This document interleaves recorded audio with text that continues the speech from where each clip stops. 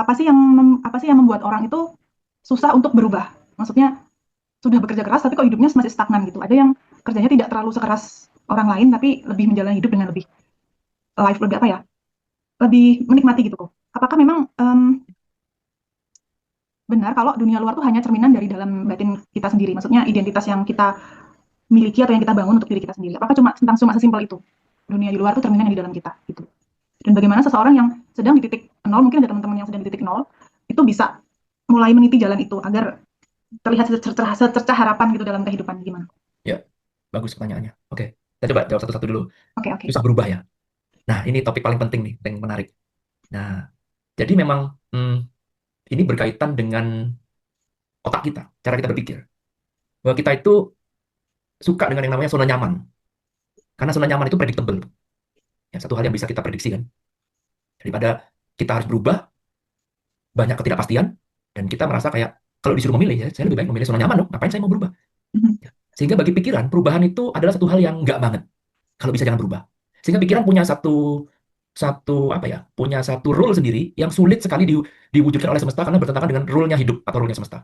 Yaitu begini, bisa nggak saya mengubah atau mencapai impian saya, mendapatkan apa yang saya inginkan, tetapi tanpa perlu saya berubah? Enggak. Atau aja gini terus? Itu hampir sama seperti gini.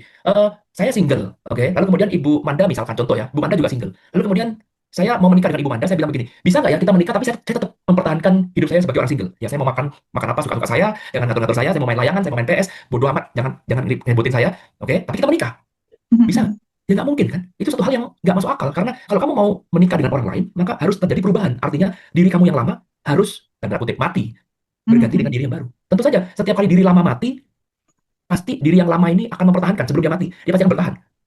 Ya, karena itulah dia menimbulkan kebingungan. Aduh, nanti kalau menikah gimana ya? Apa saya bisa cocok dengan orang ini? Kalau nanti berantem gimana? Kalau nanti gini gimana? Kalau gitu gimana? Jadi dia mempertahankan zona nyaman dia selama mungkin sehingga akhirnya orang itu jadi gak berani maju, dia akan stay di zona nyaman terus. Nah, itu yang paling berat, berubah. Dan kalau kita ngomong perubahan, bukankah itu adalah akar dari semua penderitaan kita? Karena kita nggak mau berubah. Menolak Mhm. perubahan adalah penderitaan. That's it. Itu pemikirannya ya. Jadi kalau tanya apa sumber dari semua penderitaan? Simple. Adalah kamu menolak untuk berubah. Semakin besar penolakan kamu untuk berubah, maka semakin besar pula penderitaan kamu. That's it. Ya. Jadi kita ini selalu status quo di dalam pikiran. Kalau bisa saya mau gini ya gini terus. Ya kan ya. Make sense kan wajar. Kalau saya sekarang jadi orang kaya, ya saya nggak mau jadi orang miskin dong. Ya saya maunya kaya terus. Sama juga dengan Ibu Manda perempuan. Kalau bisa muda terus kan Bu.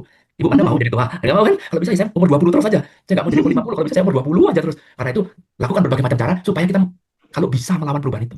Karena saya nggak mau. Saya nggak mau jadi tua. Saya maunya muda terus. Badan saya mau sehat terus. Mau kemana-mana ayo. Jangan jadi tua, jadi jompo. Aduh tulangnya jadi nggak enak semua. Meriang. Parfumnya jadi parfum balsam.